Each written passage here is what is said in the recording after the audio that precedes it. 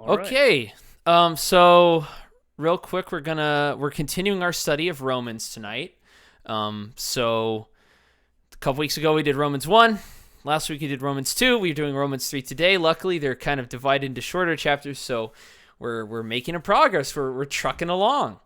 If you'll go ahead and start reading at verse 1 and just read up through verse 20, and then I can take it from there. Thanks, man. Gotcha. Appreciate it. No problem. What advantage, then, is there in being a Jew? Or what value is there in circumcision? Much in every way. First of all, the Jews have been entrusted by with the very words of God. What if some were unfaithful? Will their unfaithfulness nullify God's faithfulness? Not at all. Let God be true and every human being a liar, as it is written, so that you may be proved right when you speak and prevail when you judge. But if our unrighteousness brings out God's righteousness more clearly, what shall we say? That God is unjust in bringing his wrath on us? I am using a human argument. Certainly not. If that were so, how could God judge the world?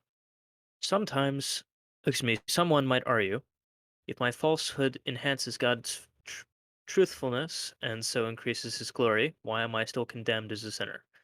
Why not say, as some slanderously claim that we say, let us do evil that good may result? Their condemnation is just.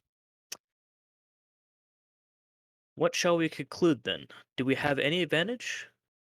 Not at all, for we have already made the charge that Jews and Gentiles alike are all under the power of sin, as it is written, there is no one righteous, not even one. There is no one who understands. There is no one who seeks God. All have turned away. They have together become worthless. There is no one who does good, not even one. Their throats are open graves, their tongues practice deceit. The poison of vipers is on their lips. Their mouths are full of cursing and bitterness. Their feet are swift to shed blood. Ruin and misery mark their ways. And the way of peace they do not know. There is no fear of God before their eyes. Now we know that whatever the law says, it says to those who are under the law, so that every mouth may be silenced and the whole world held accountable to God. Therefore, sorry, that's 20. Yeah, you read through that if you want. Oh, yeah, therefore no one will be declared righteous in God's sight by the works of the law. Rather, through the law, we become conscious of our sin. But now, apart from the law, the righteousness of God has been made known, to which the law and the prophets testify.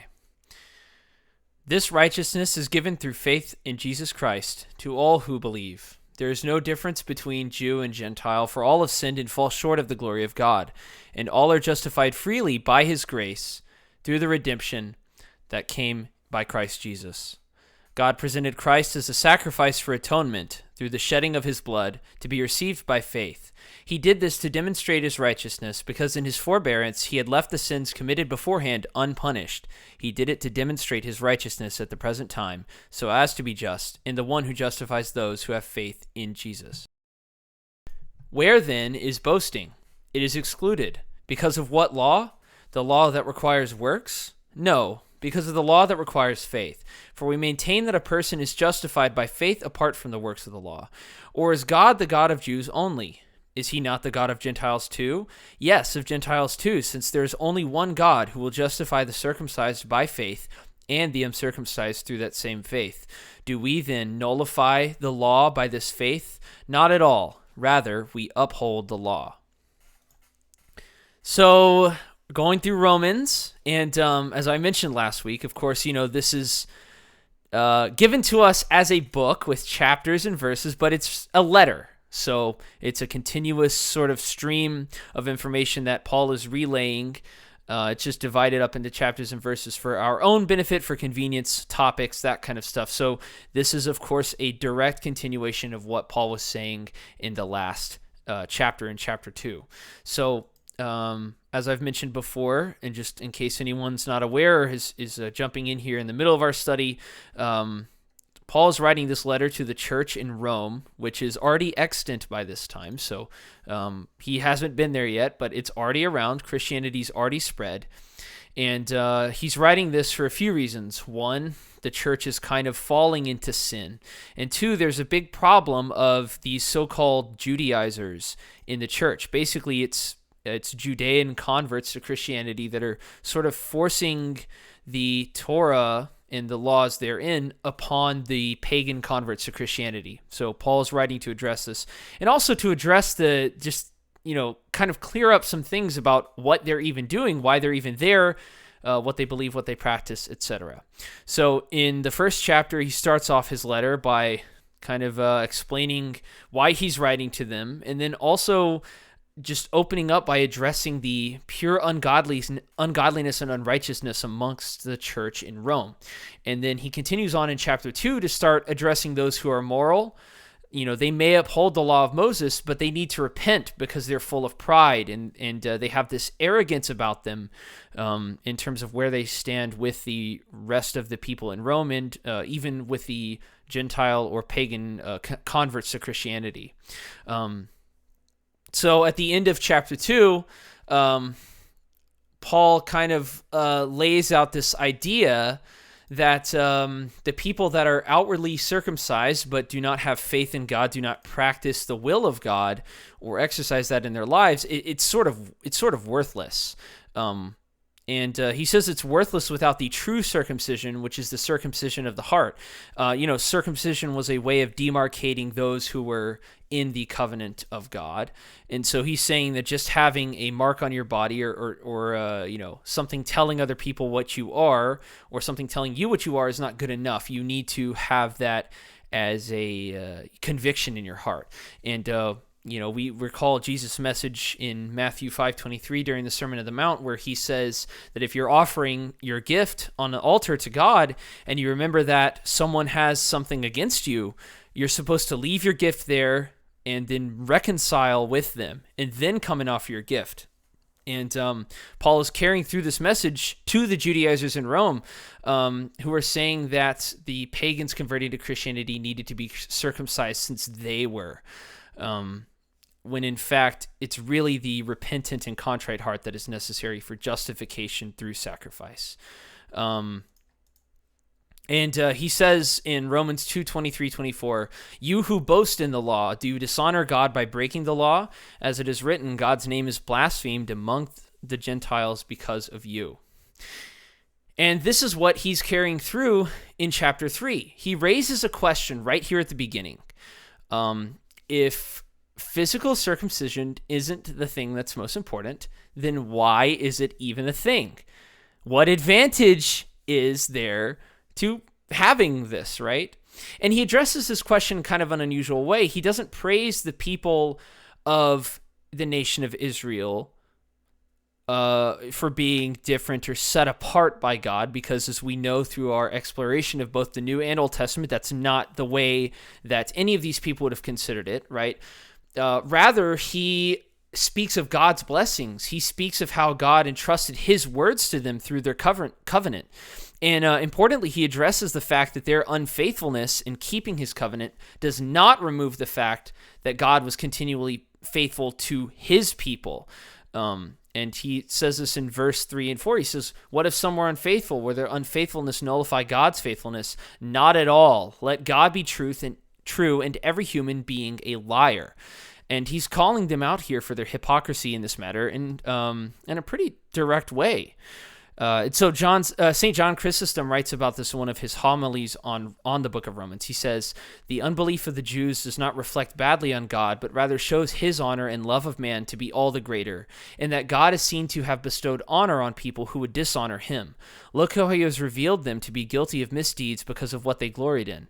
The honor God showed to them was so great that even when he saw what the result of it would be, he did not withhold his goodwill towards them. But they made the honors bestowed upon them a means of insulting him who honored them.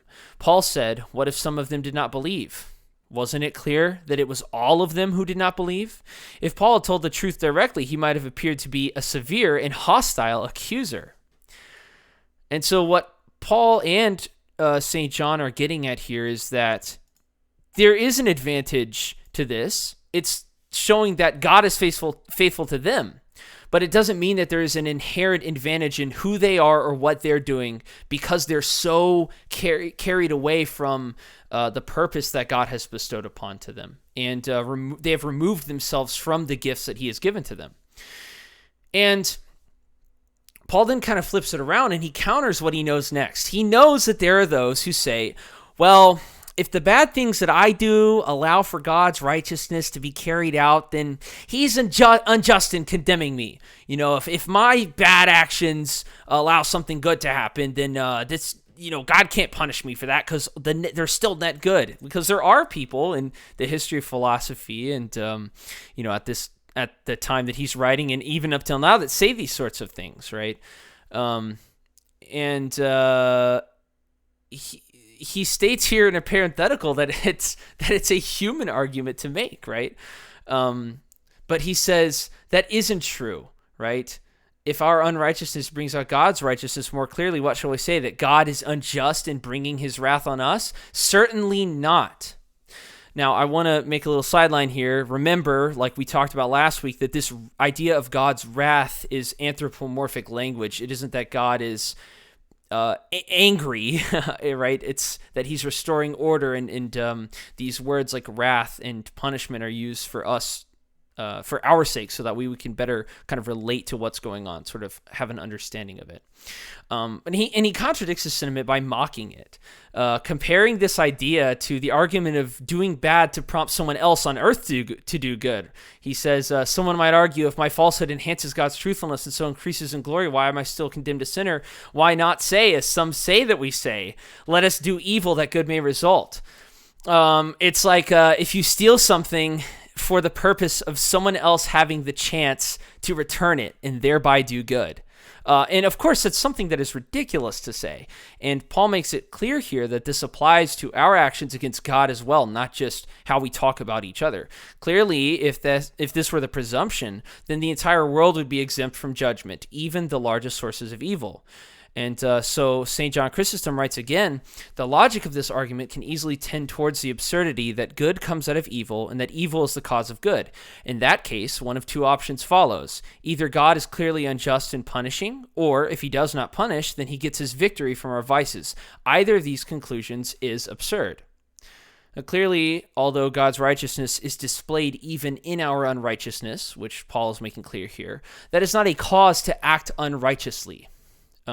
That's the conclusion that the text here is reaching, if that makes sense.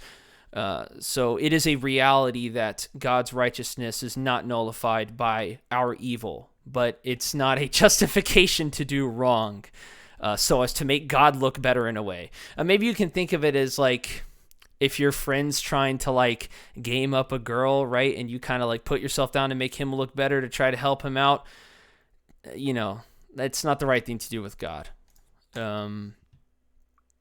So St. Paul goes on to further that there is no advantage to circumcision in terms of like what it means for an individual, and especially without that inward reflection, because that's not the thing that makes you righteous. In fact, as he puts it so very eloquently in verse 9, for we have already made the charge that Jews and Gentiles alike are all under the power of sin. I want to take a second, because I like picking out these little things, these concepts, tying them together to what we've talked about, to discuss this phrase, power of sin. Now, it's not saying power of sins, but power of sin. Directly in the Greek, this is the phrase underneath sin or under sin, huf hamartion, which is kind of speaking about it as a power or thing. Now, for those of you that were there for our often referenced Cain and Abel Bible study, I mentioned that Paul, in a lot of his writings, talks about sin in the same way that the author of Genesis does while telling that story, which is that it's some force or being in the world. It's not just like something you disobey the rules. That's what sin is. No, it's like something that's in the world. What God said to Cain in Genesis 4, where he says, sin is crouching at your door. It desires to master you, but you must master it. This is clearly reflected in the way that St. Paul is writing to the Romans. They are under the power of sin. The world is under the influence of this force that drives them to go against what they were created to be, which, of course, is perfect children of God.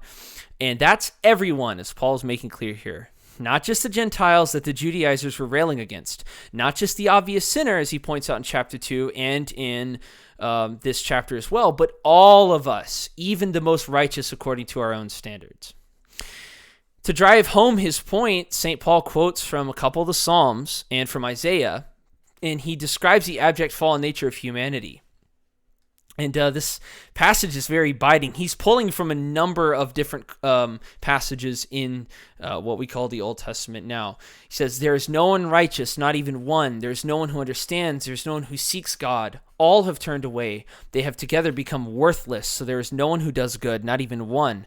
Their throats are open graves. Their tongues practice deceit. The poison of vipers is on their lips. Their mouths are full of cursing and bitterness. Their feet are swift to shed blood. Ruin and misery mark their ways, and the way of peace they do not know. There is no fear of God before their eyes. He concludes by clarifying once more that he isn't just talking about the openly unrighteous or pagan here. He's talking about the whole world. Verse 19, so that every mouth may be silenced and the whole world held accountable to God. So clearly, there's a theme going on, not just in this book, in this chapter, but there's this idea that, like, yeah, we're kind of not doing too great, right? People aren't too great when left to their own devices because they start spinning into these spirals that drive them and take them further away from God. They, like Cain, let sin master them and control their lives, right? People give way to their passions. People give way to wrath, to envy, to lust, to hatred.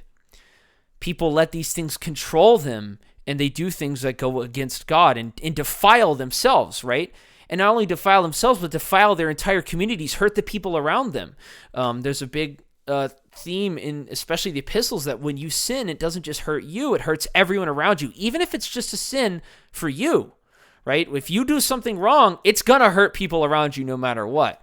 And so this is something, I mean, St. Paul is being very heavy-handed here by quoting all of these passages, but he's trying to make a point here that we're like done for if we try to live up to the standard that of what we need to be, of what God created us to be, now that this power of sin is in the world. And what he concludes from this statement is that the law that these people boast in having and boast in understanding has become basically useless to them because they can't hope to both keep every commandment and have full faith and subservience to God.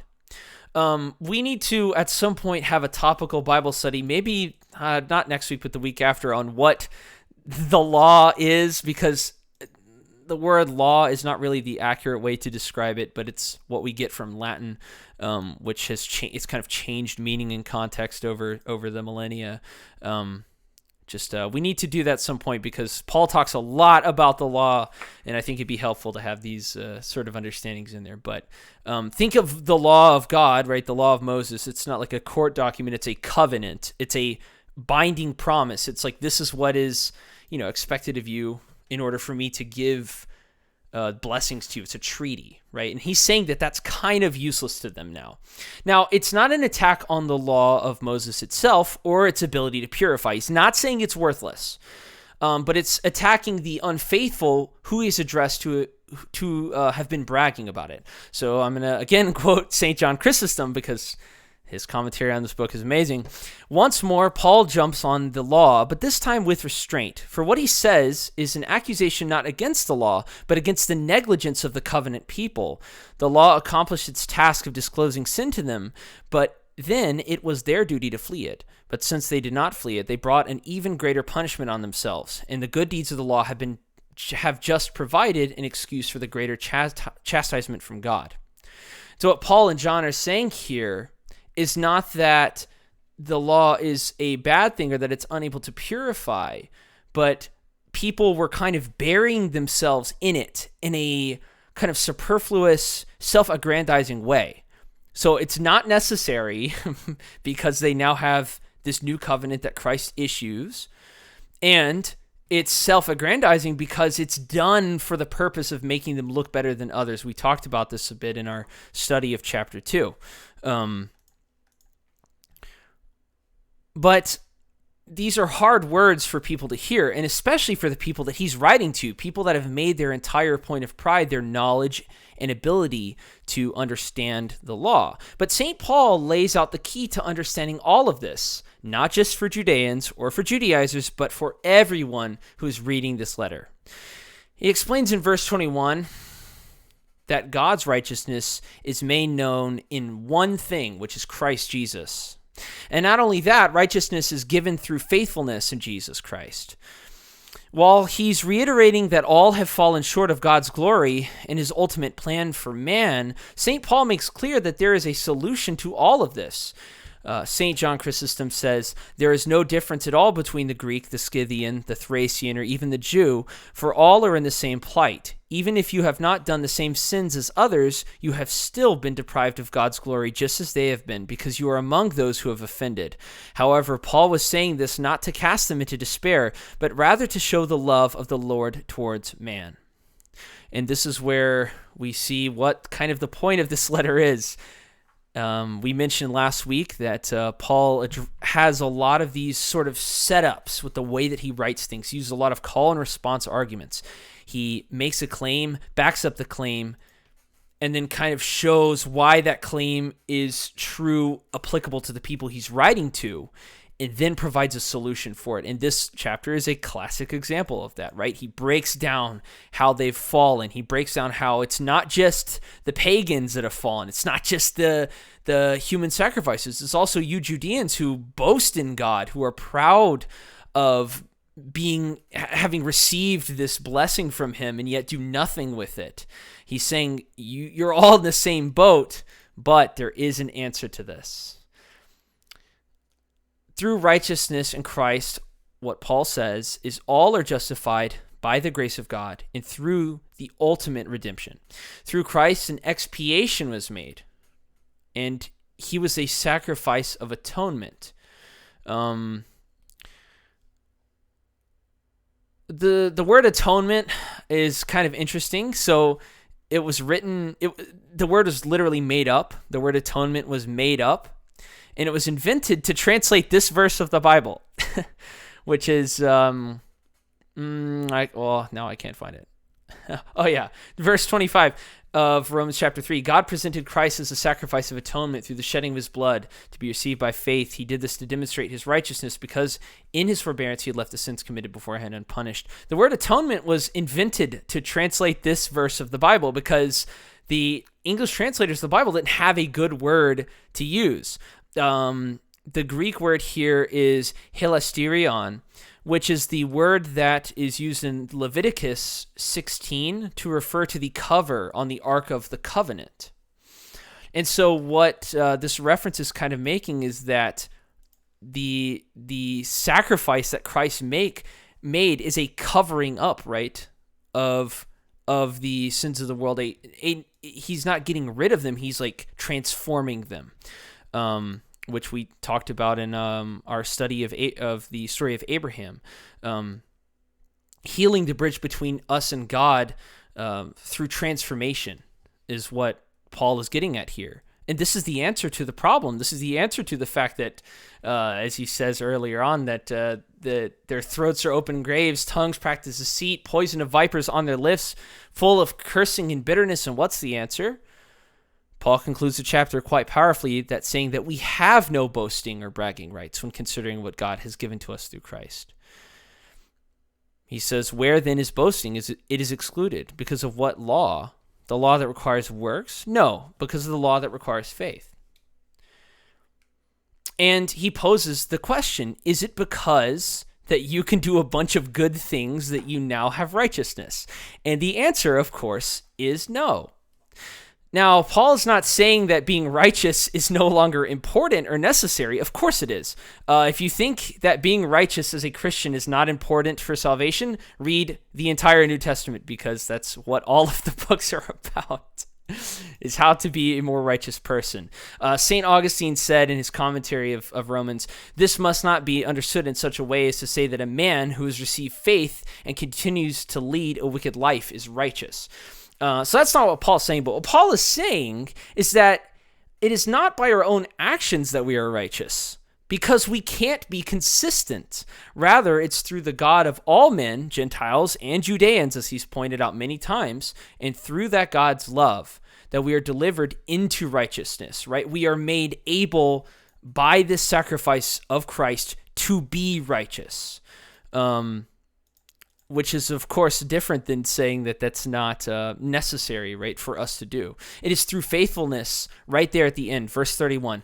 Do we then nullify the law by this faith? Not at all. Rather, we uphold the law. It is through faithfulness that we uphold the law now. It's not nullified or gotten rid of, but it's fulfilled in the commandments given by Christ and his apostles and made possible by the grace that has been delivered to us through his incarnation, through his sacrifice, and through his resurrection and defeat of death.